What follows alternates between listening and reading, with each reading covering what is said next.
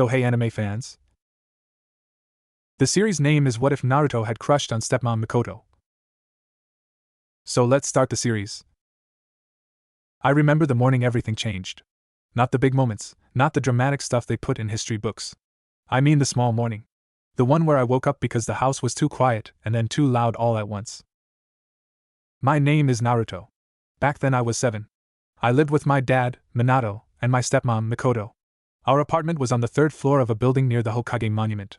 The windows faced east so the sun came in hard every morning whether you wanted it to or not. That day I woke up to the smell of burning fish. I sat up in bed and just listened for a second. The floor was cold under my feet. Winter was ending but the mornings still had that bite to them. I could hear Mikoto in the kitchen making that frustrated sound she makes when something isn't working. Like a small growl but quiet. Then I heard my dad laugh. That laugh. The one that sounds like he just remembered something funny from years ago. I got up and walked to the kitchen in my pajamas. The ones with the little foxes on them. Mikoto had bought them for me even though I told her I was too old for that kind of thing. She was standing at the stove with a spatula in one hand and her other hand on her hip. Her long black hair was tied back but pieces of it were falling out and sticking to her face.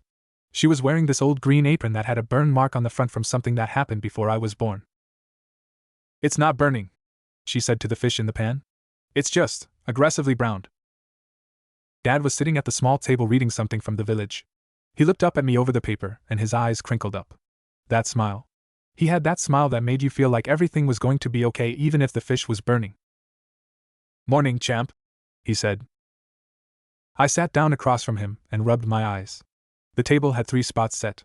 My plate had a chip on the edge. I always got that plate because I dropped it once and Mikoto glued it back together and said broken things could still be useful.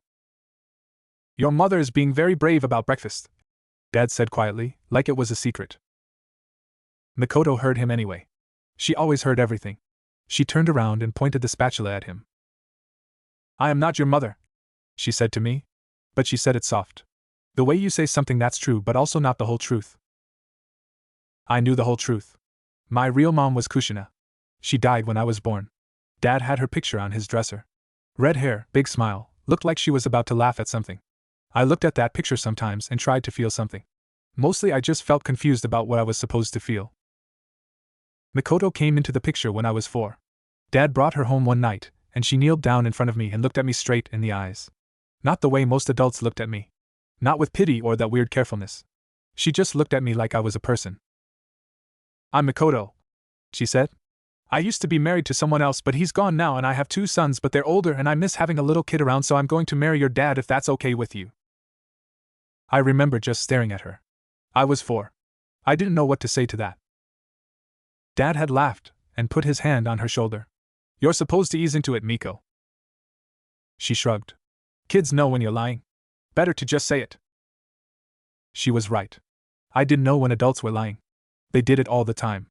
They'd smile too big and talk too soft, and then later I'd hear them say things about me when they thought I couldn't hear. About the fox. About how I was dangerous.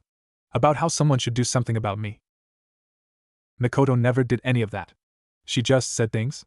Whatever she was thinking. It took me a long time to get used to it. Anyway. The fish. She brought the pan to the table and put it down. The fish was black on one side and kind of pale on the other. She sat down and looked at it like it had personally offended her. "I followed the recipe," she said. Dad picked up his chopsticks. "I'm sure it's perfect." "It's not perfect. It's ruined." "I like ruined fish," I said. She looked at me. For a second her face did something complicated. Then she just shook her head and laughed a little. "You're a weird kid, Naruto." "I know." We ate the fish. It was actually okay if you ate the parts that weren't burned and mixed them with the rice. Dad ate the burned parts without saying anything. I noticed he did that a lot. He'd eat the things no one else wanted and act like it was his favorite. Halfway through breakfast there was a knock at the door. 3 fast knocks and then a pause and then 2 more. Mikoto's face changed. Just slightly. Her jaw tightened a little. Dad put down his chopsticks. "I'll get it." He went to the door and I heard him open it, and then I heard a voice I knew. Itachi's voice. He was Mikoto's oldest son. He was 15 and scary smart, and he looked at everything like he was figuring out how it worked. "Lord Hokage," Itachi said from the doorway. Dad made a sound. Itachi, how many times do I have to tell you? Not at home. Not here. Sorry. Minato-san. Better. Come in. Itachi walked in and he wasn't alone. Behind him was his brother, Sasuke. He was 7 like me. We were in the same class at the academy. He was small and dark-haired and he looked at me like I was something he'd found on the bottom of his shoe. Sasuke and I had a thing. I'm not sure what to call it. We weren't friends. We weren't enemies either. It was more like we were both aware of each other. All the time. And neither of us knew what to do about it.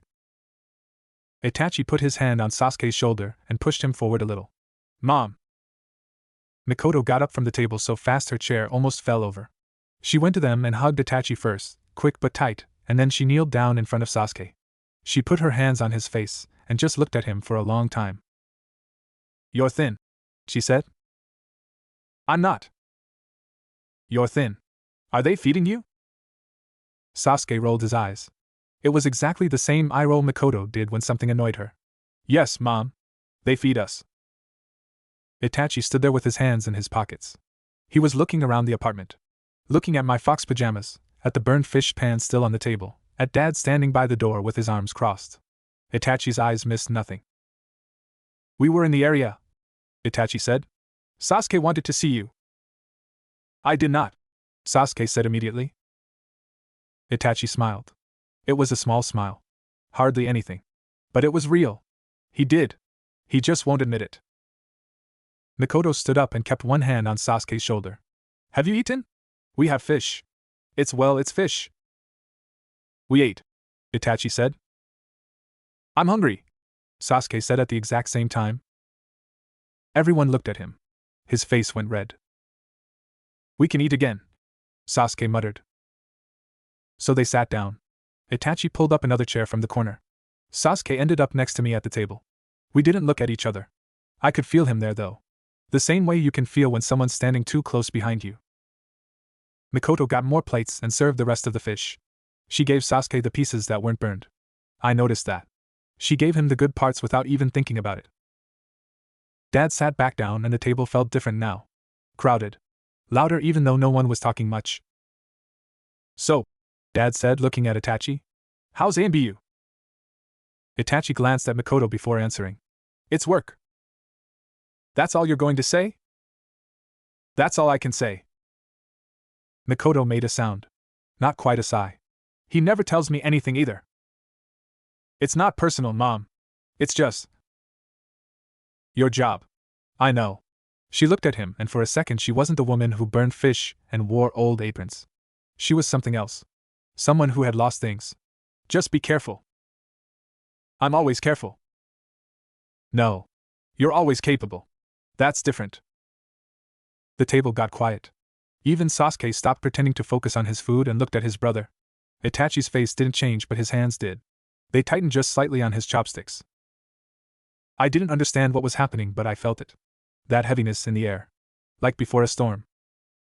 Then Sasuke spoke up. Naruto threw up at the academy yesterday. I froze. I could not believe he just said that. What? Mikoto looked at me. Naruto threw up, Sasuke repeated. Like he was delivering important news. In the middle of sparring practice. He just stopped and threw up everywhere. Iruka-sensei had to clean it up. My face was on fire. I was sick. I ate something bad. You ate 3 bowls of ramen before class, Sasuke said flatly. I saw you. Mikoto's mouth twitched. She was trying not to laugh. Dad wasn't trying at all. He was already laughing, that quiet laugh he had, shaking his head. Naruto, Mikoto said. Tell me you didn't. I didn't say anything. Because I had. It was the new place near the academy, and it was really good, and I just kept eating, and then class started, and we were sparring, and everything started moving, and my stomach just said no. It was worth it, I finally said. The ramen was really good. Sasuke stared at me like I was insane. You threw up for an hour. Still worth it. Itachi made a sound. It took me a second to realize it was a laugh. A real one. Quiet but real. He was looking at me different now. Like I was interesting instead of just some kid in his mother's house. You're strange, Itachi said. I know. Sasuke looked between us. His face did something complicated. I didn't know what it meant then. Later I'd understand.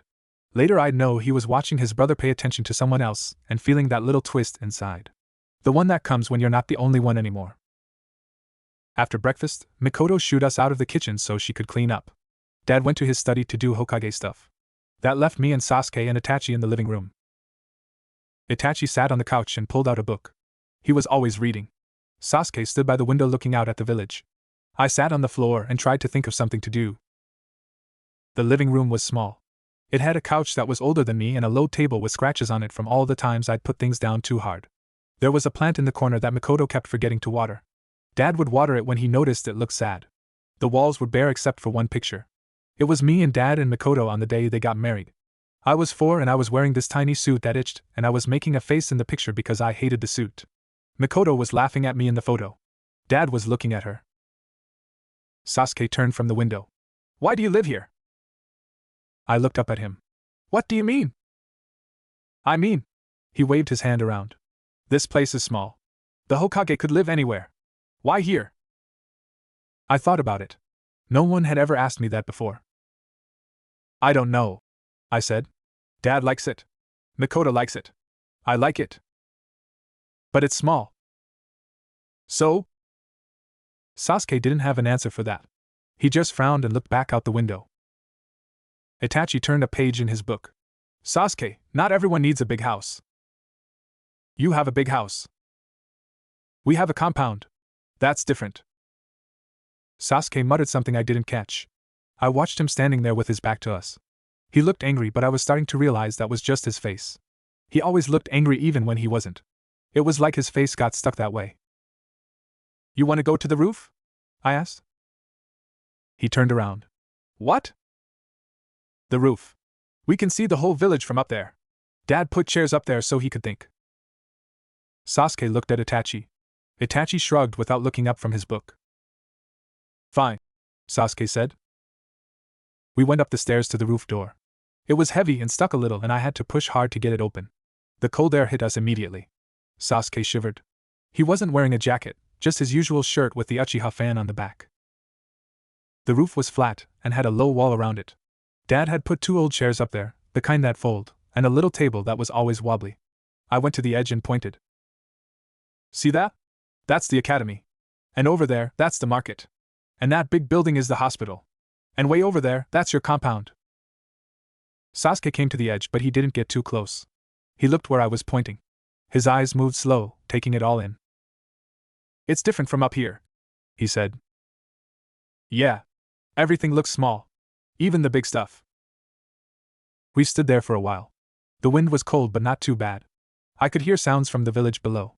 People talking, someone yelling, a dog barking somewhere. "My mom used to live here," Sasuke said suddenly. I looked at him. "What?" "Before. When she was a kid. She grew up in this building." I didn't know that. I thought about Mikoto being my age, living in the same building, maybe standing on the same roof. It felt strange. Like time was folding in on itself. "She told me once," Sasuke continued. "She said she used to come up here and watch the sun come up. Before everything." "Before what?" Sasuke didn't answer for a long time. Then he said, "Before the war. Before she married my dad. Before all of it." I didn't know what to say to that. I didn't know much about the war. I knew it happened before I was born. I knew people died. I knew my real mom died in it. But that was all just words. Stories. Standing on that roof with Sasuke, looking at the village, it started to feel more real. "She's happy now though, right?" I asked. "Mikoto. She's happy here?" Sasuke looked at me. Really looked. Like he was trying to figure something out. "Yeah," he finally said. "I think she is." We went back inside after a while because it was too cold to stay out. Itachi was still reading on the couch. He looked up when we came in and his eyes went to Sasuke first, then to me. Checking. Making sure we were okay. I noticed that about him. The way he watched people. Like he was responsible for them. Mikoto came out of the kitchen drying her hands on a towel. "You two were on the roof? It's freezing." "We're fine," Sasuke said. She looked at him for a long moment. Then she did something that surprised me. She walked over and pulled him into a hug. Not a quick one. A real one. Sasuke stiffened at first, but then his arms came up and hugged her back. Just for a second. Then he pulled away and his face was red again. Mom, he muttered. I don't care, she said. You're my kid. I'll hug you whenever I want. Itachi closed his book. We should go. We have things to do. Mikoto's face changed. Just slightly. The same tightening around her jaw from earlier. Okay, she said. Be careful. Both of you. We're always careful, Sasuke said. She laughed at that. It was a small laugh. You're just like your brother. That's what worries me. At the door, Itachi paused. He looked back at me. Naruto. Yeah? Take care of my mother. It wasn't a question. It wasn't really a request either. It was somewhere in between. Like he was giving me something important. I will, I said. He nodded once and then they were gone. The door closed and the apartment felt too quiet again. Mikoto stood there for a minute just looking at the door. Then she shook her head and turned to me. Homework? Done. Liar. I grinned. Mostly done. She sighed, but she was smiling. Go finish it. I'll make something for lunch. Something that isn't burned. You promise? I promise. I went to my room and sat at my desk. The window looked out at the street. I could see Sasuke and Itachi walking away. Itachi was talking, gesturing at something. Sasuke was listening with his head down. I thought about what Sasuke said on the roof. About Mikoto growing up in this building. About before everything.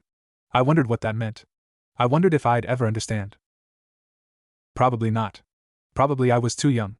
But I remembered that morning anyway. The burned fish. The crowded table. The way Mikoto hugged her son like she was afraid he'd disappear. I didn't know then how much would change. How soon everything would be different. That's the thing about being 7. You think mornings like that will keep happening forever. They don't. The next time I saw Sasuke was 3 days later at the academy. He was standing by the window in the classroom, alone like always, watching the other kids play in the yard. I was at my desk trying to finish the homework I'd lied about doing. Iruka-sensei was at the front grading papers. He had that look he got when he was tired. Dark circles under his eyes. His hair was messier than usual. Naruto, he said without looking up. Stop staring at Sasuke and finish your work. I'm not staring. You're staring. I looked down at my paper. It was about history. Something about the founding of the village. I didn't really care about any of it. Hashirama Senju did this, Madara Uchiha did that, blah blah blah. Old stuff. Dead people. Sasuke turned from the window and walked to his desk. It was in the row next to mine, 2 seats back. He sat down and pulled out a book. Not a school book. A real one. Thick and old-looking. What are you reading? I asked. He didn't look up. Something. Something about what? Nothing you'd understand. I should have let it go. I know that now. But I was 7 and he was 7, and something about the way he said it made my face get hot. Try me, I said. He looked up then. His eyes were dark and flat. It's about the Sharingan. About what it can do. About what my clan can do. Things you'll never have. The words hit like a slap. I didn't even know why they hurt so much. Maybe because it was true. Maybe because he said it like it was nothing. Like I was nothing. At least I have a family, I said. It came out before I could stop it. I didn't even mean it. Not really. But it was out there now, hanging in the air between us. Sasuke's face went pale. Then red. He stood up so fast his chair scraped against the floor. What did you say? I stood up too. I don't know why. I was already regretting it, but I couldn't take it back. I said. I heard what you said. His voice was shaking. Not with fear. With something else. You think you know anything about my family? You think. Sasuke. Iruka's voice cut through. He was standing now, looking at us with that tired but alert look teachers get. Both of you. Sit down. We didn't sit. We just stood there staring at each other. The rest of the class was watching. I could feel their eyes on us. Hearing them whisper. Sasuke's hands were balled into fists at his sides. You don't get to talk about my family. You don't get to talk about anything.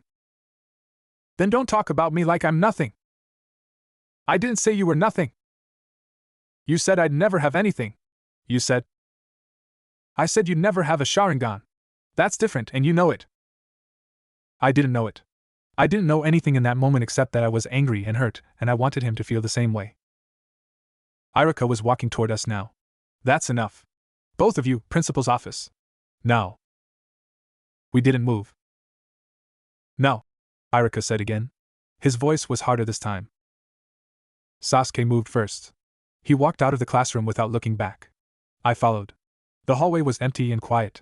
Our footsteps echoed. Sasuke walked fast, like he was trying to get away from me, and I let him. I didn't want to be near him either. The principal's office was at the end of the hall. Old man Sanda. He'd been principal since before I was born. He looked at us over his glasses when we walked in. Sit, he said. We sat. There were 2 chairs in front of his desk.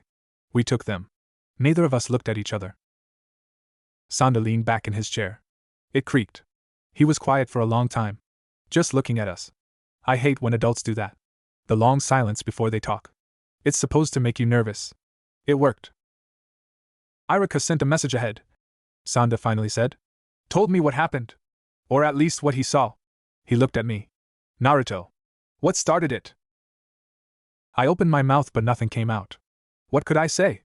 That Sasuke made me feel small, so I tried to make him feel smaller? That I said something cruel because I was hurt? Sasuke, Sanda said. You want to tell me? Sasuke stared at the floor. His jaw was tight. I said something. He said something back. It doesn't matter. It matters, Sanda said. Everything matters. That's the first thing you need to learn. More silence. I could hear a clock ticking somewhere. The sound felt loud in the quiet room. Sanda sighed. He rubbed his eyes with both hands. When he looked at us again, he seemed older. More tired. I'm not going to punish you, he said. Not the usual way. No detention, no cleaning duty. Something else. Sasuke looked up. So did I. You're going to spend the afternoon together, Sanda said. Outside. Away from here. You're going to talk or fight or whatever you need to do. But you're not coming back until you've figured something out. Figured what out? I asked. Sanda looked at me. Figured out why you hurt each other. And why it matters. He made some calls. To my dad. To whoever was in charge of Sasuke now that his parents were, well, I didn't know exactly. I just knew they weren't around much. Fugaku was always working. Mikoto was with us most of the time, but technically Sasuke lived at the compound with his dad and brother. An hour later we were standing outside the academy gates. Neither of us had said a word since leaving Sanda's office. So what now? I asked. Sasuke shrugged. He was looking at the ground, kicking a small rock with his shoe. We could go to the river, I said. It's not far. Another shrug. But he started walking when I did. The river was at the edge of the village. It wasn't much. Just water running over rocks, some trees along the banks. Kids came here sometimes to skip stones or just get away from things. We found a spot on the bank and sat down. Not close together. Far enough that we didn't have to touch or look at each other. The water was loud. It filled the space between us so we didn't have to talk. I picked up a stone and threw it in. It landed with a plunk. Bad throw. Sasuke picked up a stone. He threw it differently. Sideways. It skipped across the water once, twice, 3 times before sinking.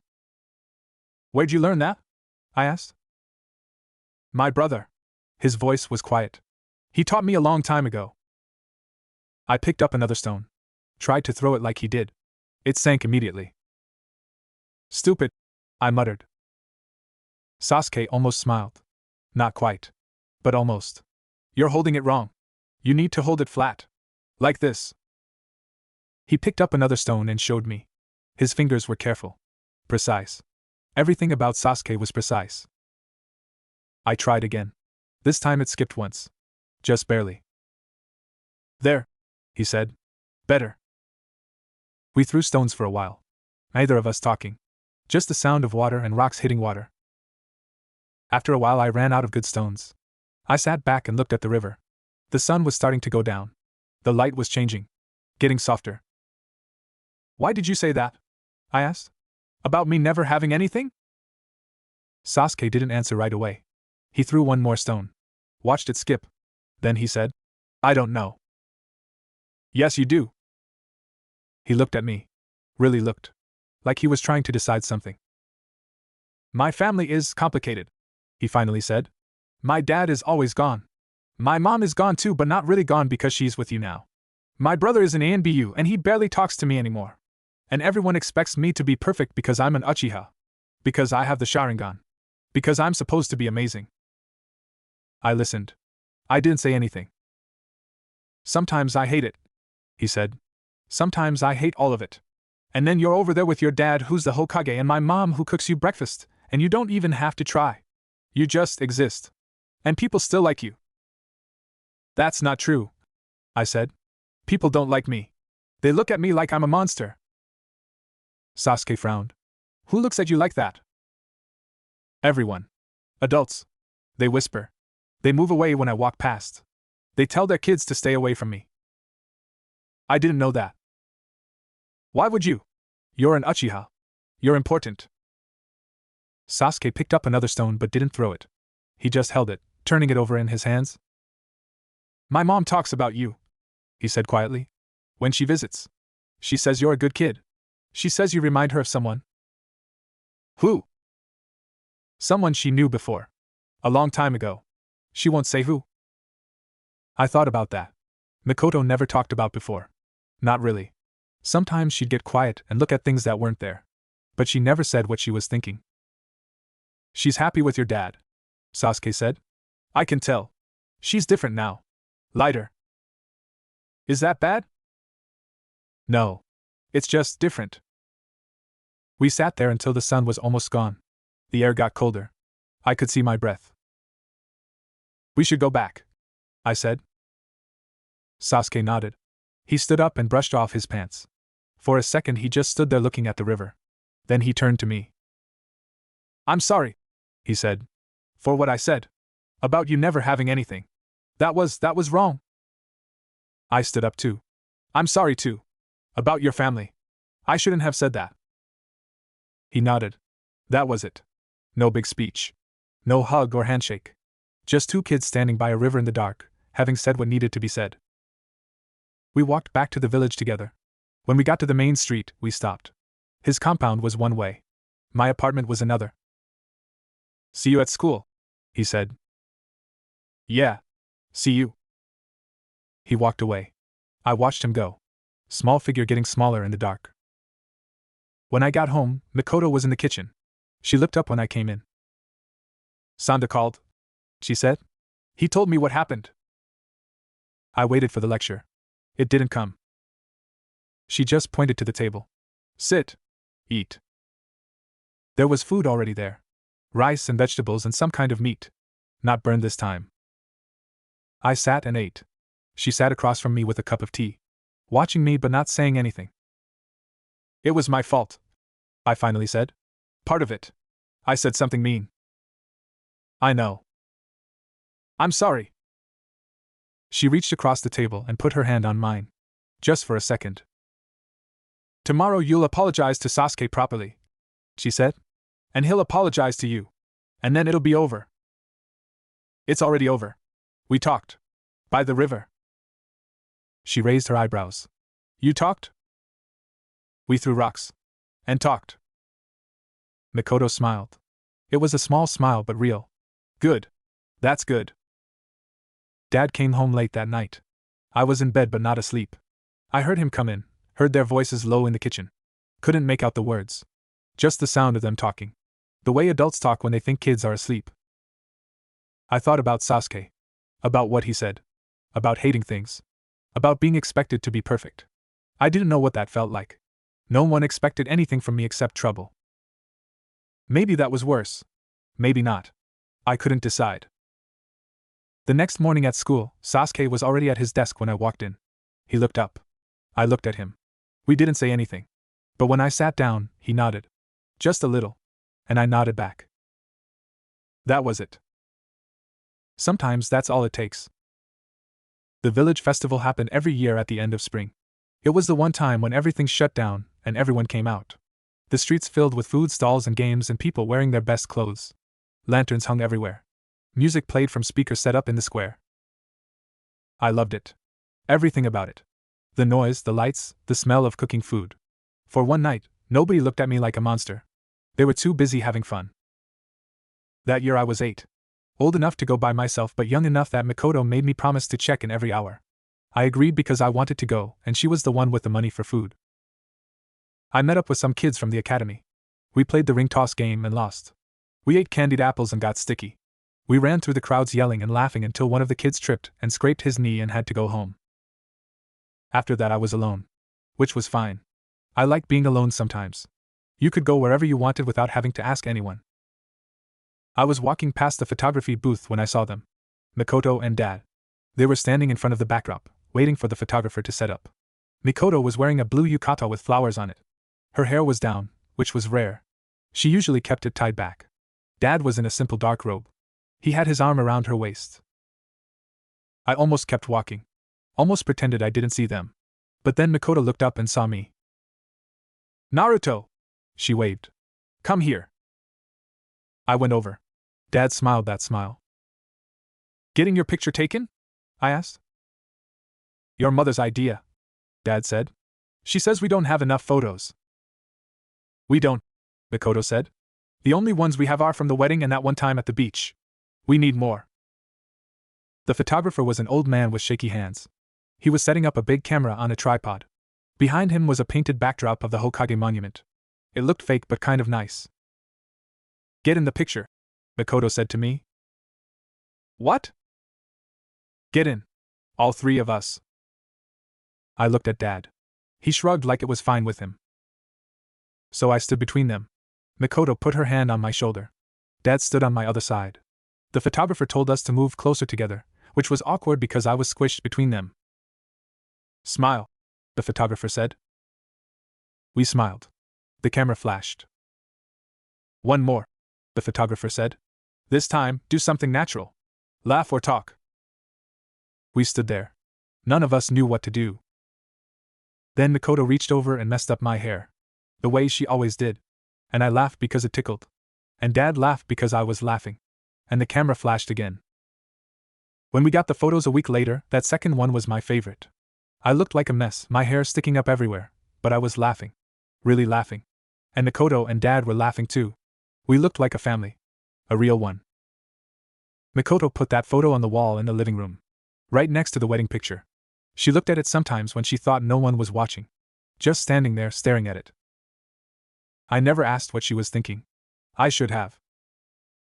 Later that night at the festival, after the photo, I ran into Sasuke. He was alone too, walking near the food stalls with his hands in his pockets. "Hey," I said. He looked up. "Hey. You alone?" He nodded. "Itachi was supposed to come but he got called in. Some mission." "That sucks." He shrugged. It was the same shrug he always did. Like nothing mattered. But I could tell it did. His eyes gave it away. They were darker than usual. "I have money," I said. "You want food?" He looked at me for a second. Then he nodded. We got yakitori from a stall and sat on a bench near the fountain. The water was lit up with colored lights. Red and blue and green. It sprayed into the air and fell back down with a soft sound. Sasuke ate his food slowly. Like he was thinking about something. "My mom was supposed to come tonight," he said finally. "To the compound. She was going to have dinner with us." I stopped eating. "She didn't come?" "No. She sent a message. Said something came up." I knew what came up. Me. She was at the festival with me and Dad. She probably forgot. Or maybe she didn't forget. Maybe she chose. I didn't know what to say. I felt guilty even though I hadn't done anything wrong. "She's with your dad," Sasuke said. It wasn't a question. "Yeah. They got their picture taken. She made me be in it." Sasuke looked at the fountain. The lights reflected in his eyes. "She used to do that with us," he said quietly. "With me and Itachi.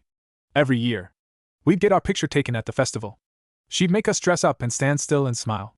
Itachi always complained but he did it anyway." I didn't say anything. After she left, we stopped. "Dad doesn't do stuff like that. Itachi's always gone. So it's just me." The water sprayed and fell. Sprayed and fell. I watched it because I didn't know where else to look. She still loves you, I said. Mikoto. She talks about you all the time. And Itachi. She worries about you. Sasuke looked at me. How do you know? Because I live with her. I see it. The way she gets quiet after she visits you. The way she looks at the phone waiting for it to ring. The way she makes extra food sometimes and then puts it away when no one comes. He was quiet for a long time. Then he said, It's not the same though. Living with someone and visiting someone. It's different. I knew he was right. I just didn't know what to do about it. We finished our food. Threw the sticks away. Walked through the festival together. We didn't talk much, but it was okay. Sometimes you don't need to talk. Later we saw Itachi. He was standing near the game booths, watching people play. He looked tired. His A and B uniform was gone, but he still had that alertness. The way he stood. The way his eyes moved. Sasuke saw him first. Itachi! Itachi turned. His face changed when he saw us. Got softer somehow. Sasuke. Naruto. He walked over. Having fun? It's okay, Sasuke said. You missed dinner. Itachi's mouth tightened. I know. I'm sorry. Mission ran long. Always missions. Itachi didn't respond to that. He just put his hand on Sasuke's shoulder and squeezed. Sasuke let him. Didn't pull away. You should come home, Sasuke said quietly. Tonight. Not just for a few hours. Actually come home. Itachi looked at him for a long moment. I saw something pass between them. Something I didn't understand. I'll try, Itachi said. That's what you always say. I know. His voice was soft. But I mean it. I'll try. We stood there, the three of us, in the middle of the festival. People walked past, laughing and talking, not noticing us. The lanterns swayed overhead. The music played on. I felt like I was seeing something private. Something I shouldn't be part of. But I didn't know how to leave. Finally Itachi looked at me. Take care of him, he said, meaning Sasuke. I nodded. I will. Itachi smiled. That small smile. Then he walked away, disappearing into the crowd. Sasuke watched him go. His face was hard but his eyes weren't. He won't come home, Sasuke said. He never does. I didn't know what to say. So I just stood there with him. Sometimes that's enough. We stayed at the festival until it ended. Watched them turn off the lights, pack up the stalls, take down the lanterns. The crowd thinned out until it was just us and a few other people. I should go, Sasuke finally said. The compound's far. I'll walk with you. He looked surprised. You don't have to. I know. We walked through the empty streets. The village at night was different. Quiet. The buildings looked darker, bigger. Our footsteps echoed. When we got to the Uchiha compound, Sasuke stopped at the gate. This is it, he said. I looked past him. The compound was huge. Big houses, wide streets, all of it belonging to one clan. It felt different from the rest of the village. Separate. See you at school, I said. Yeah. I turned to go. Naruto. I looked back. Thanks. For the food. And for walking. No problem. I walked home alone. The streets were empty. The only sound was my feet on the ground. When I got to our building, I looked up at the windows. The light was on in the living room. I could see Mikoto moving around inside. I thought about Sasuke standing alone at the gate of his compound. About Itachi disappearing into the crowd. About the photo on our wall of 3 people laughing. Nothing was simple. I was starting to understand that. I went inside. Mikoto was in the kitchen. She looked up when I came in. You're late, she said. But she wasn't angry. Just tired. I walked Sasuke home. She paused. Her hands stopped what they were doing. How is he? I thought about it. Lonely, I think. She looked at me for a long moment. Then she went back to whatever she was doing. Yeah, she said quietly. I know. When I was 9, Dad started taking me on short missions. Nothing dangerous. Just courier runs, delivery jobs, things that got me out of the village and taught me the basics of being a ninja. I loved them. The feeling of leaving the gates, of seeing places I'd only heard about. Dad would walk beside me and talk about the old days. About his team, about the wars he'd fought in, about my mom. "You'd like the mountains," he said once. We were walking through a pass, the air thin and cold. "Your mom loved mountains. Said they made her feel small in a good way. Did you love her?" He looked at me. Really looked. Like he was deciding how much to say. "Yeah," he said finally. "I did. Still do. It's different now, but it's still there." "Different how?" He walked for a while before answering. The wind was loud. It whipped around us, making his cloak flap. "When you lose someone, you don't stop loving them. The love changes. It becomes part of you instead of something you share." He looked at the mountains ahead. "Then later, if you're lucky, you find someone else. And that love is different. Not better or worse. Just different. And both of them live inside you at the same time." I thought about that. About Mikoto and about the mom I never knew. About how Dad could love both of them. It was confusing but also made sense somehow. When we got back from that mission, something was wrong. I felt it as soon as we entered the village. The streets were too quiet. People were standing in groups, talking low. Their faces were serious. Dad's whole body tensed. He started walking faster. I had to almost run to keep up. We went straight to the Hokage Tower. The office was full of people. Advisors, ANBU commanders, people I didn't know. They were all talking at once. Dad held up his hand. The room went quiet. "Report." One of the ANBU stepped forward. His mask was off. He looked pale. "Itachi Uchiha," he said. "He's been compromised. We received word that he killed the entire clan. Everyone except Sasuke." I heard the words, but they didn't make sense. Killed the clan? Itachi? The same Itachi who read books on the couch and smiled small smiles and put his hand on Sasuke's shoulder? "What about Sasuke?" Dad's voice was hard. Controlled. "He's alive. We don't know how. We don't know why Itachi spared him." "And Itachi?" "Gone. Disappeared. No one knows where." Dad stood there for a long moment. His face was completely still. Then he turned to me. "Naruto. Go home. Now." "But..." "Now." I went. I ran. All the way through the village, past the shocked faces, past the whispered words I couldn't understand. I ran up the stairs to our apartment and burst through the door. Mikoto was sitting at the kitchen table. Her hands were wrapped around a cup of tea, but she wasn't drinking it. She was just staring at the wall. "Mikoto?" She didn't move. Didn't look at me. "Mikoto." Slowly, she turned her head. Her eyes were red. Not from crying. From something else. Something worse. "Sasuke," she said. Her voice was rough. Like she'd been screaming. He's at the hospital. He's alive." I didn't know what to say. I just stood there. "He did it," she said. "Itachi. My son. He killed them. All of them. Fugaku.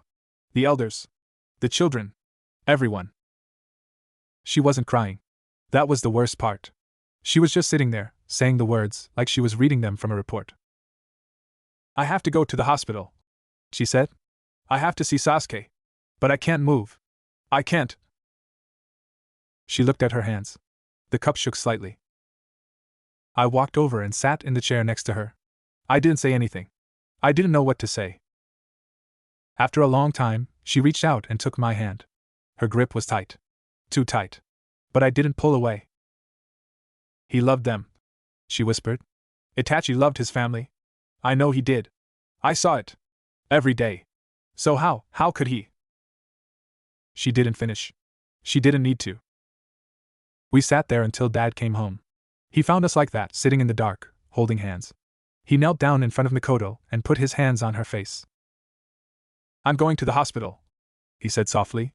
"I'm going to see Sasuke. Do you want to come?" She nodded. Just once. Then she let go of my hand and stood up. Her legs were unsteady. Dad put his arm around her. "Naruto," Dad said. "Stay here. Lock the door. Don't open it for anyone except us." I nodded. They left. I locked the door. Then I sat on the floor with my back against it and waited. I don't know how long I sat there. Hours maybe. The apartment was dark and quiet. The only sound was my breathing. I thought about Itachi. About the way he read books. About the way he watched people. About the way he said, "Take care of my mother," like he was giving me something important. Had he known? Had he already planned it when he said that? Or was it something that happened later? I thought about Sasuke. Alone in the hospital. Waking up to find everyone he knew was dead. Killed by his own brother. I thought about Mikoto. Sitting at the table, staring at the wall, saying, "My son," like she couldn't believe the words were coming out of her mouth. I didn't understand. I still don't understand. Not really. Some things you can't understand. You can only live through them. Dad came back alone. It was late. Almost morning. "He's stable," Dad said. He sat down heavily on the couch. Looked older than I'd ever seen him. Physically, anyway. Mentally, they don't know. He won't talk. Won't look at anyone. Just stares at the wall. "Where's Mikoto?" "She's staying. They gave her a cot. She won't leave him." I didn't know what to say. So I just sat down next to Dad. We stayed like that until the sun came up. Father and son, not talking, just being there. The next few weeks were strange. Everything felt different. The village was different. People walked quieter. Talked softer. Looked over their shoulders more. Mikoto stayed at the hospital for 3 days straight. When she finally came home, she looked like she'd aged 10 years. Dark circles under her eyes. Skin pale. Hair a mess. She sat down at the kitchen table and put her head in her hands. "He won't talk to me," she said. "Sasuke. He just stares. When I try to touch him, he flinches. Like I'm going to hurt him." Dad knelt beside her. "Give him time. He's been through something terrible." I know. But I'm his mother. I should be able to help him. I should be able to do something." "You're there. That's something." She shook her head. "It's not enough." I stood in the doorway, watching. I felt like I shouldn't be there. Like I was seeing something private. But I couldn't make myself leave. Mikoto looked up. Saw me. For a second her face did something complicated. Then she held out her hand. "Come here." I went to her. She pulled me into a hug. Tight. The way she used to hug Sasuke at the door. "I'm sorry," she whispered. "I'm sorry you have to see all this." "It's okay." "It's not okay. None of this is okay." I didn't know what to say. So I just let her hold me. After that, things settled into a routine. Mikoto went to the hospital every day. Sometimes she came home and cried in her room. Other times she was quiet, distant, like part of her was somewhere else. Dad did what he could. He ran the village during the day and held Mikoto at night. I heard them sometimes, talking low in their room. Her voice breaking. His voice steady. I went to school. Sat in class. Tried to pay attention. But my mind was always somewhere else. Always with Sasuke. Always with Mikoto. Always with the empty chair at the Uchiha compound. One day, about a month after it happened, Mikoto came home and sat down at the table. She looked different. Less empty. More like herself. "He talked to me today," she said quietly. Dad looked up from his papers. I stopped pretending to do homework. "Just a few words," she continued. "He asked about you, Naruto. He asked if you were okay." I felt something in my chest. Tight. "What did you tell him?" "I told him you were fine. That you asked about him every day." She looked at me. "Because you do. Every day. You ask how he is." I nodded. It was true. I asked every morning and every night. "He wants to see you," Mikoto said. "He didn't say it. But I could tell. He needs to see someone who isn't me. Someone who isn't part of, before." Dad looked at me. "You don't have to. If you're not ready." "I'm ready," I said. The next day, I went to the hospital with Mikoto. The room was small and white. Sasuke was in the bed, propped up against pillows. He looked thin. Pale. His eyes were dark and empty. When he saw me, something changed. Just slightly. A flicker. I sat in the chair next to his bed. Mikoto stood by the door. "Hey," I said. He looked at me. Didn't say anything. I brought you something. I pulled out a stone from my pocket. A flat one. Good for skipping. Found it by the river. Where we went that time. He looked at the stone. His hand moved slowly, reaching for it. He held it in his palm, turning it over. I can't skip stones anymore, he said. His voice was rough, like he hadn't used it in a long time. Why not? Because he taught me. And He didn't finish. He didn't have to. I sat there while he held the stone. The minutes passed. The room was quiet except for the beeping of machines. It wasn't your fault, I finally said. Whatever happened, it wasn't your fault. He looked at me. His eyes were wet, but he wasn't crying. How do you know? I don't know. I know. He looked back at the stone, held it tighter. After a while, I stood up. I'll come back. If you want. He nodded. Just once. I walked to the door. Mikoto put her hand on my shoulder as I passed. Outside, in the hallway, I leaned against the wall and took a deep breath. My hands were shaking. I didn't know why.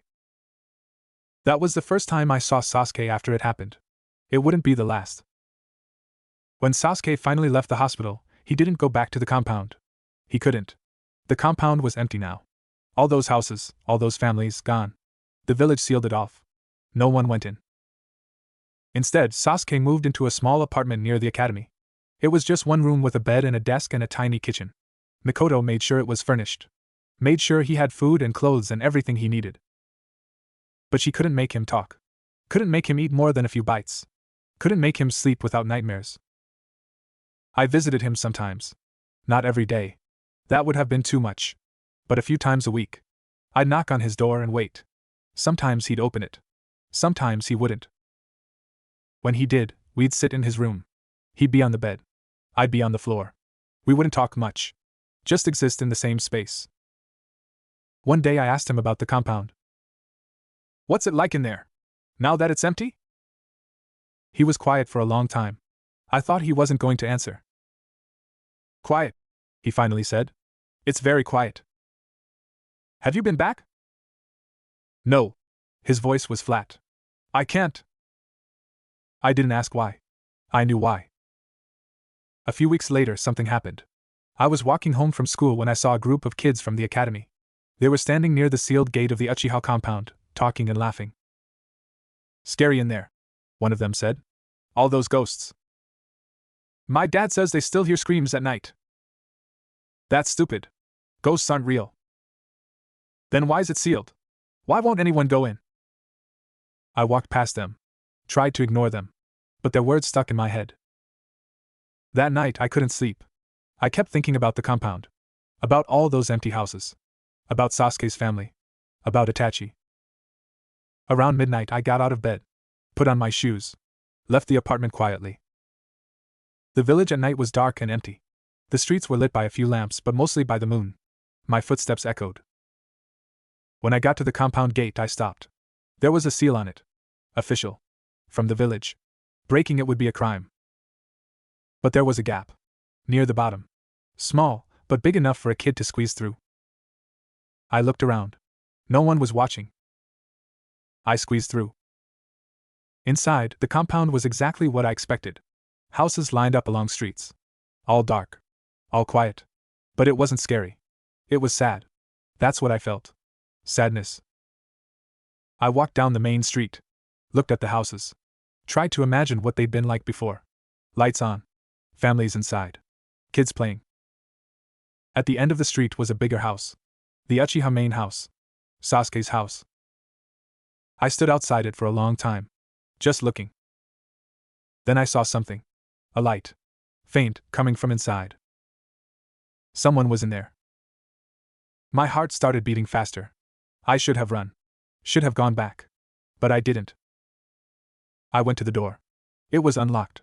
I pushed it open. Inside, the house was dark except for one room at the end of the hall. Light flickered from under the door. Candlelight. I walked toward it. Slowly. Quietly. When I reached the door, I put my hand on it. Pushed.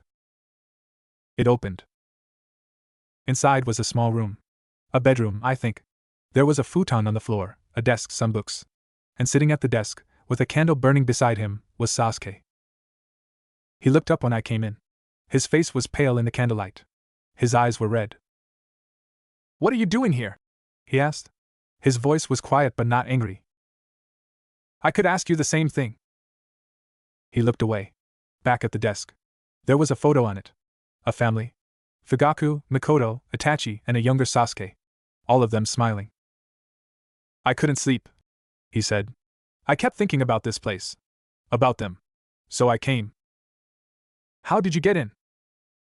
"There's a back way. Through the old tunnel. The village doesn't know about it." I walked into the room. Sat on the floor near the desk. The candle flickered. "This your room?" I asked. "Yeah. Before. When I was little."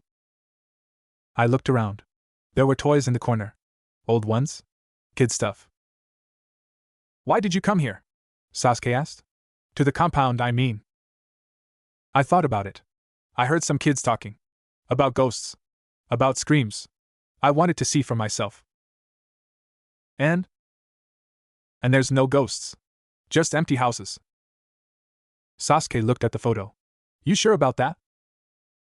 I didn't answer. We sat in the quiet. The candle burned down a little. "I remember the night it happened," Sasuke said suddenly. His voice was different. "Far away. I was coming home from. I don't remember where. School, maybe. And I saw him. Itachi. He was standing in the street. Covered in blood. He looked at me and..." He stopped. Swallowed. "He looked at me and he said, 'I'm sorry, Sasuke. I'm so sorry.' And then he ran. And I went inside and found them. All of them." I didn't say anything. What could I say? "I don't know why he left me alive," Sasuke whispered. "I don't know why I'm the only one." "Maybe because he loves you." Sasuke looked at me. His eyes were wet. "He killed everyone else. Why would he love me?" "I don't know. But I think love doesn't always make sense. It just is." Sasuke looked at the photo again. Picked it up. Held it. "I hate him," he said. "I hate him so much. But I miss him. Is that wrong?" "No. I don't think so." We stayed in that room until the candle burned out. Then we left. Sasuke showed me the tunnel. It was dark and narrow and smelled like old stone. We came out near the river. The same river where we'd thrown stones. The sun was just starting to come up. The sky was lightening. "I won't tell anyone you were there," I said. Sasuke nodded. "I won't tell anyone you were there either." We walked back to the village together. When we reached the main street, we stopped. "I'm glad you came," Sasuke said. Quietly. Like he was admitting something. "Me too." He walked toward his apartment. I walked toward mine. The village was waking up. Shops opening. People starting their day. When I got home, Mikoto was in the kitchen. She looked at me. Saw my shoes. Saw the dirt on my clothes. "Where were you?" I thought about lying. But I was tired. Too tired to make something up. "The Uchiha compound." She went still. Her hand stopped holding the cup. "Why?" "Sasuke was there. He needed someone." She looked at me for a long time. Then she walked over and pulled me into a hug. "You're a good kid," she whispered. "A really good kid." I hugged her back. Let myself be held. Later that day, Mikoto went to see Sasuke. I don't know what they talked about. But when she came home, she looked different. Lighter somehow. "He told me about the compound," she said. "About going there. About you being there with him. Are you mad?" "No." She sat down at the table. "I'm grateful.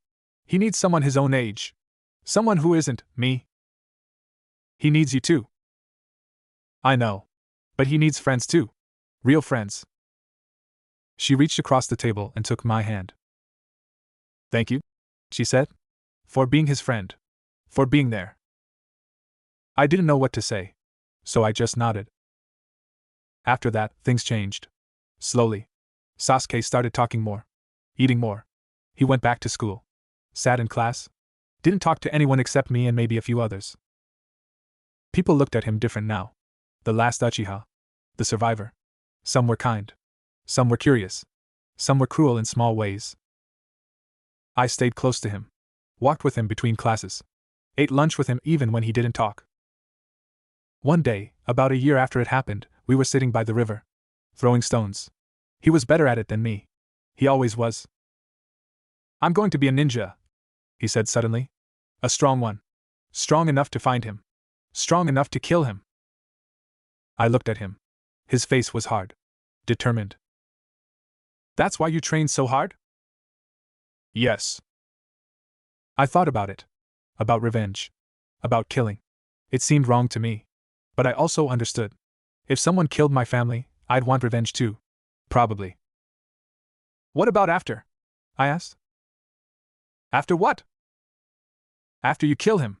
What then?" He stopped. The stone in his hand froze. "I don't know," he finally said. "I haven't thought about after." He threw the stone. It skipped across the water. Once, twice, 3 times. 4. Then it sank. I picked up my own stone. Threw it. It sank immediately. "Stupid," I muttered. Sasuke almost smiled. Almost. "Yeah," he said. "Stupid." We sat there until it got dark. Then we walked home together. Like we always did. Some things don't need words. That was one of them. The years between 9 and 12 are strange. You're not a kid anymore, but you're not a teenager either. You're just in between, waiting for something to happen. For me, those years were quiet. School, training, home. The same routine every day. But the quiet was good. After everything that happened, quiet felt like a gift. Sasuke and I became something. Not friends exactly. Something closer. Something that didn't need a name. We trained together sometimes. Ate together. Sat in silence together. He still had his dark days. Days when he wouldn't talk or eat or leave his room. On those days I'd just show up and sit outside his door. Not knocking. Not asking to come in. Just sitting there so he knew he wasn't alone. Mikoto noticed. Of course she did. She noticed everything. "You're good for him," she said one night. We were doing dishes together. Her washing, me drying. "Sasuke, you're good for him." "I don't do anything." "You show up. That's everything." I didn't understand then. But I think I do now. Sometimes showing up is all you can do. And sometimes it's enough. Dad was busy. Hokage stuff always kept him late. But he made time when he could. Sunday mornings were our thing. We'd get up early and go to the ramen stand before anyone else was awake. Just the two of us. Eating noodles and talking about nothing. "You're getting strong," he said one morning. I was 11. Almost 12. "Your control is better. Your stamina is improving." "I still can't do the Rasengan." He smiled. "That takes time. It took me 3 years to master it." 3 years? "It's hard. But you'll get it. You have my stubbornness." I laughed. "Is that what you call it?" "What would you call it?" "Determination. That sounds better." He laughed too. That laugh. The one that made everything feel okay. Those Sunday mornings were important. I didn't know it then, but I'd remember them later. When everything changed again. Mikoto changed too during those years. She was still Mikoto. Still burned food sometimes. Still messed up my hair. Still sat at the kitchen table with tea, staring at nothing. But there was something else now. Something heavier. She visited Sasuke every week. Brought him food, cleaned his apartment, tried to get him to talk. Most of the time he didn't. But she kept going anyway. "You never give up on him," I said once. She looked at me. "He's my son. You don't give up on your children. Ever. Even when they push you away?" "Especially then." I thought about my real mom. Kushina. I wondered if she'd have been like that. If she'd have shown up even when I pushed her away. I like to think so.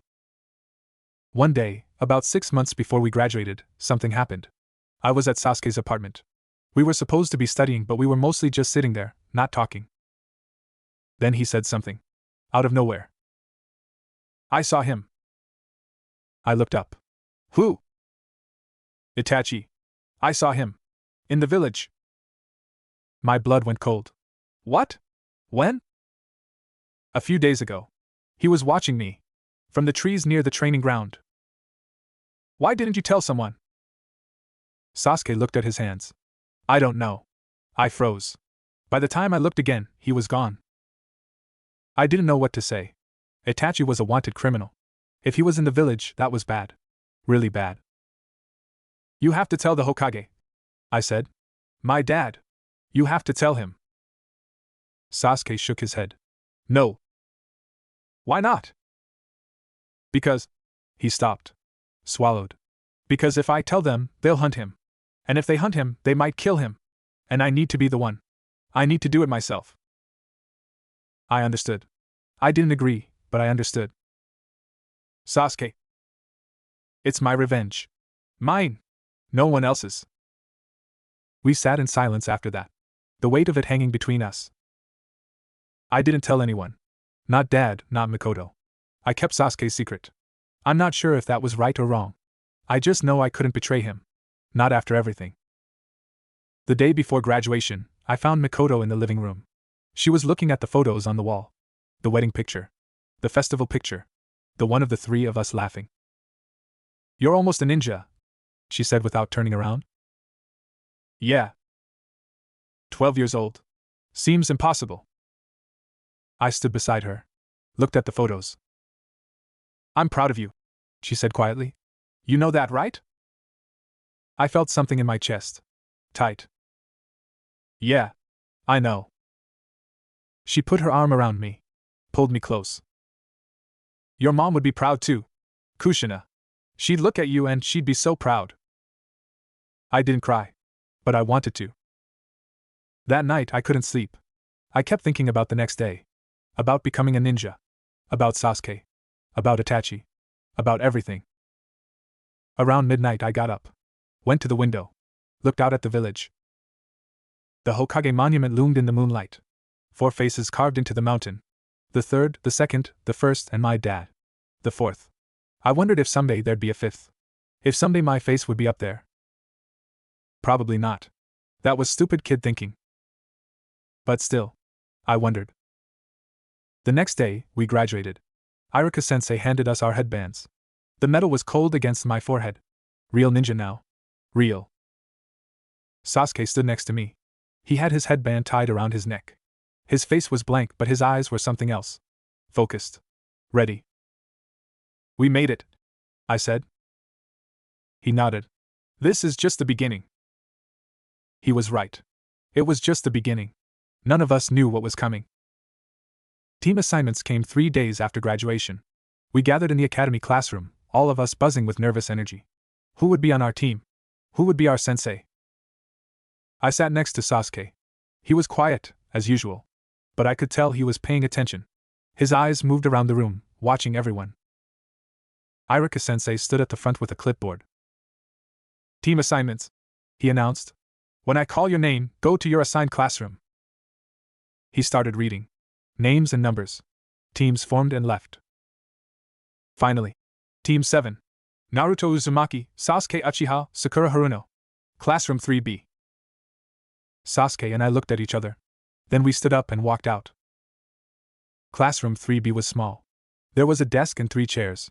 We sat down and waited. Sakura came in a few minutes later. She was a girl from our class. Pink hair, green eyes, smart. She'd always had a crush on Sasuke. Everyone knew it. She looked at him now, then at me, then sat down as far from both of us as possible. We waited. An hour passed. Then another. What kind of sensei is this late? I complained. Sakura shrugged. Sasuke said nothing. Finally, the door opened. A man walked in. Silver hair, mask over half his face, one eye covered. He looked like he hadn't slept in days. Yo, he said. I'm Kakashi Hatake. Your sensei. We stared at him. You're late, I said. He looked at me with his one visible eye. I got lost on the road of life. What kind of excuse was that? The next few weeks were training. Basic stuff. Teamwork exercises. Kakashi tested us in weird ways. He'd set up challenges and watch how we handled them. He's evaluating us, Sasuke said one night. We were at his apartment, eating takeout. Every test. He's watching how we work together. For what? I don't know. To see if we're worth his time, maybe. Kakashi was strange. He read those orange books constantly. Never showed his face. Disappeared for hours without explanation. But he was good. Really good. When he trained us, we learned fast. One day, about a month in, he announced a test. Tomorrow, he said. Meet at training ground 3 at sunrise. Don't eat breakfast. You'll throw up. We showed up at sunrise. Kakashi was already there, leaning against a tree, reading his book. Good, he said. You're on time for once. He explained the test. 2 bells attached to his belt. We had to take them before lunch. If we failed, we'd be sent back to the academy. Simple, right? Wrong. We tried everything. Working together, splitting up, sneaking attacks. Nothing worked. Kakashi was too fast, too smart. He took us apart one by one. By midday, we were exhausted. Sakura was sitting on the ground, breathing hard. Sasuke was crouched nearby, watching Kakashi. I was on my back, staring at the sky. Time's almost up. Kakashi called from his tree. You might want to try something desperate. Sasuke moved first. He charged straight at Kakashi, no strategy, just pure speed. Kakashi dodged easily. But while he was dodging, I saw something. A flicker. A chance. I threw a kunai. Not at Kakashi. At the tree branch above him. It hit. The branch cracked. Kakashi looked up just as it fell. He jumped aside, but in that moment, Sasuke was there. He grabbed one of the bells. Got it! Sasuke yelled. Kakashi looked at him. Then he smiled. I think. It was hard to tell with the mask. 1 bell, he said. But there are 2. And you need both to pass. Sasuke looked at me. I looked at him. Then we both looked at Sakura. She was still on the ground. But she was watching us. Something passed between the 3 of us. An understanding. We attacked together. All 3 of us. No plan, just movement. Sasuke from the left, me from the right, Sakura from behind. Kakashi dodged Sasuke, blocked me, and then Sakura grabbed his leg. It was enough. Just enough. I reached for the 2nd bell and pulled. We had them. Both bells. Kakashi stood there for a long moment. Then he put his hands in his pockets. Congratulations, he said. You pass. We collapsed. All 3 of us. Lying in the dirt, breathing hard. That was a trick, Sakura panted. Wasn't it? The 2 bells thing. You just wanted to see if we'd work together. Kakashi shrugged. Maybe. That night we celebrated. Sort of. Went to the ramen stand, the 3 of us. Sakura talked a lot. Sasuke said almost nothing. I ate too much and felt sick. But it was good. Having a team. Having people.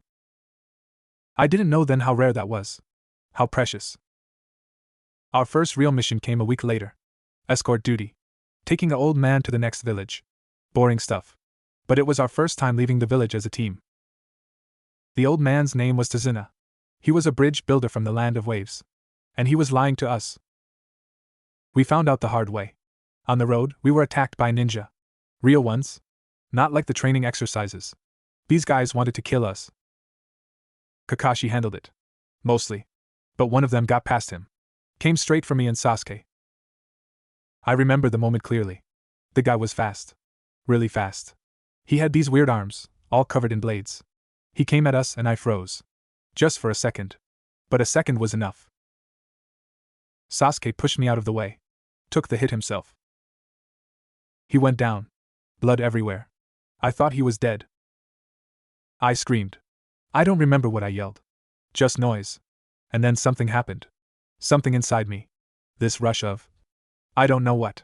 Power. Rage. Something. I hit the guy. Hard. Sent him flying. Kakashi finished him after that. But for a moment, I was the one fighting. Me. Sasuke wasn't dead. Bad wound, but not dead. Sakura patched him up. She was good at that. Really good. When it was over, we sat there in the road, all of us shaken. He saved me, I said.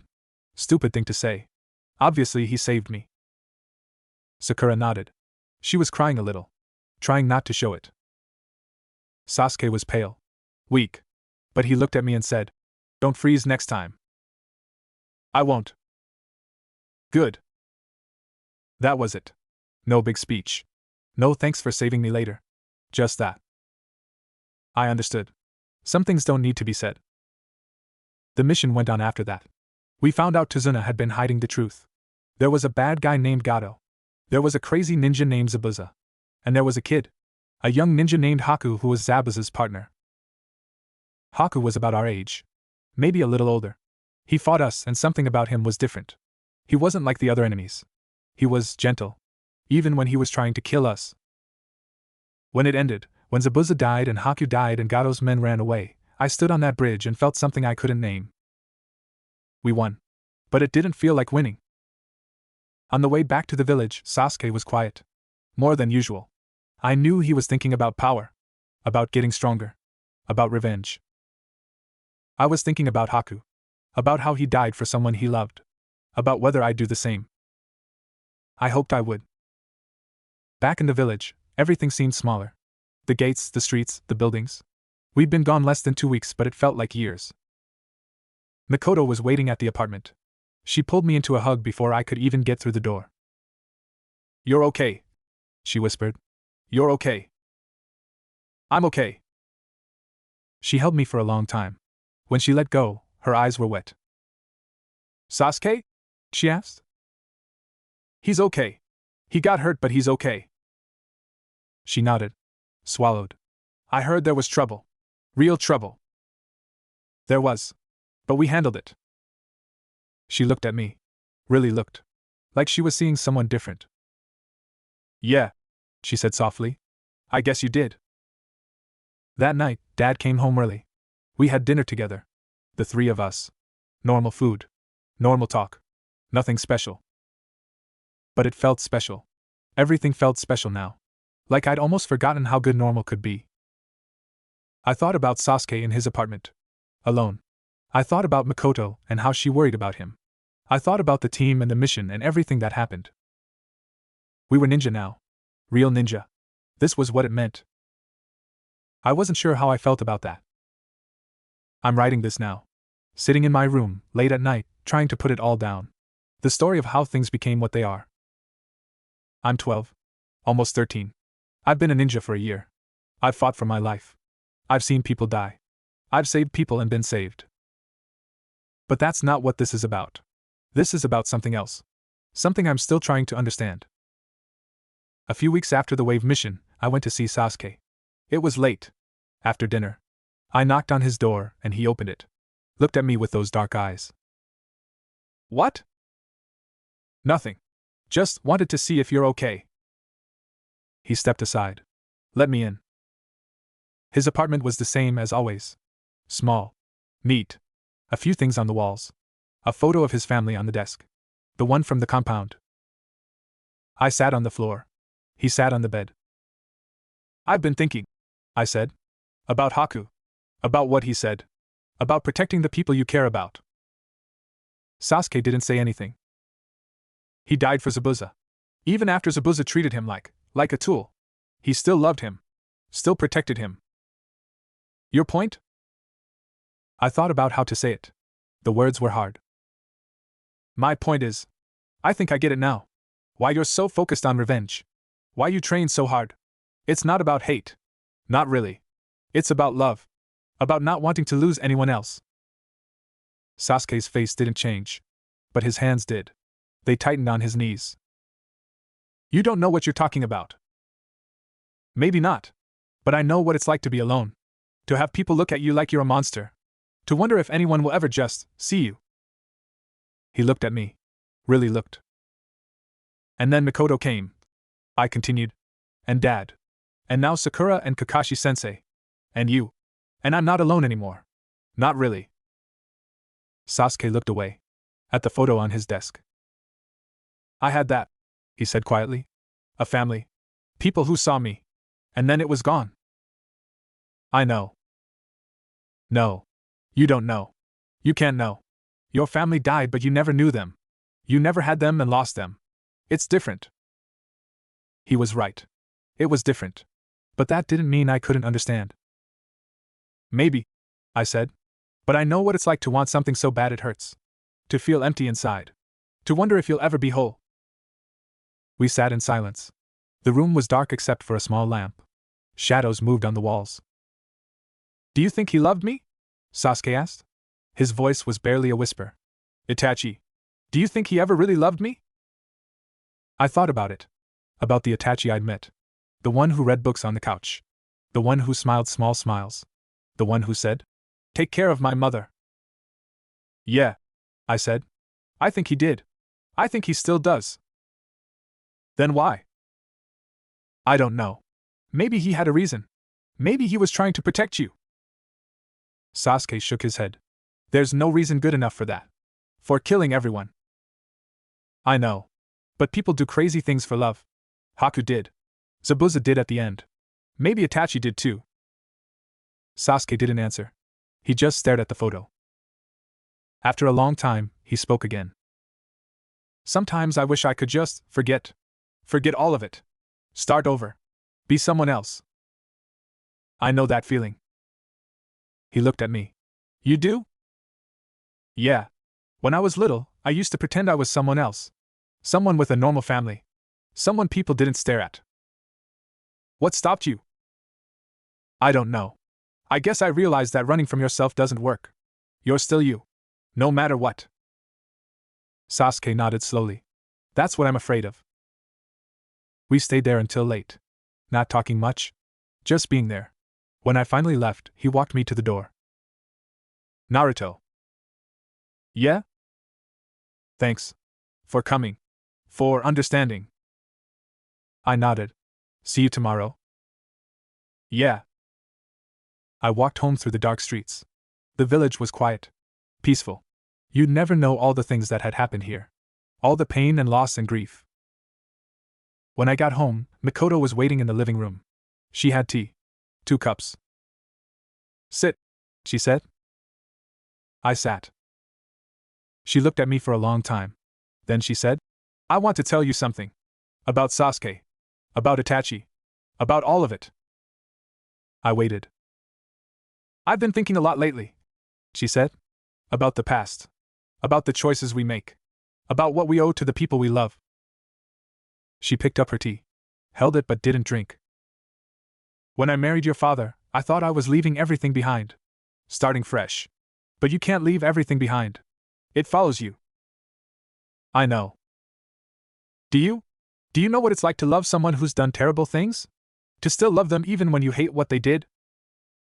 I thought about Sasuke. About how he still loved Itachi even while planning to kill him. Yeah, I said.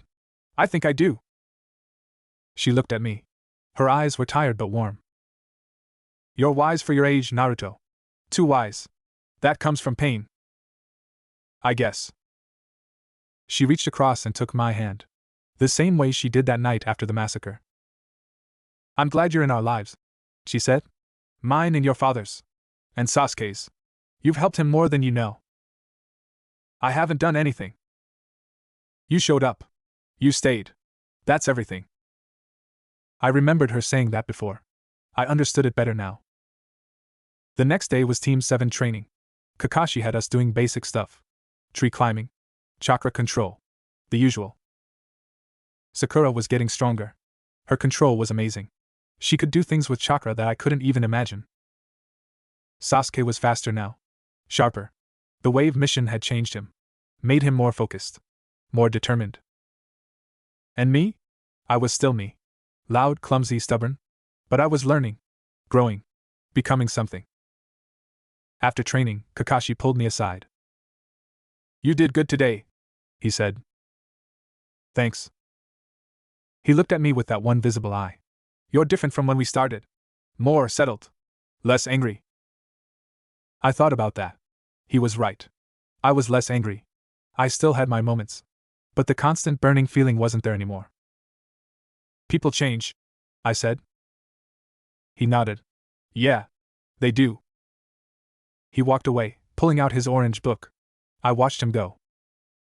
Sakura came up beside me. What was that about? Nothing. Just sensei stuff. She nodded. Looked toward where Sasuke was standing alone, staring at the trees. He's still not over it, she said quietly. The massacre. He acts tough, but I can see it. The way he watches everyone. The way he never relaxes. He's getting there. Slowly. Do you think he'll ever be okay? I thought about it. Really thought. I don't know. But I think he'll keep going. That's something. Sakura nodded. Then she smiled. A real smile. You're a good friend, Naruto. I felt my face get warm. Yeah, well, someone's got to look after the jerk. She laughed. It was a good sound. That night I couldn't sleep. I kept thinking about everything. The massacre. The mission. Haku. Sasuke. Mikoto. Dad. All of it. I got up and went to the window. The village was dark. Quiet.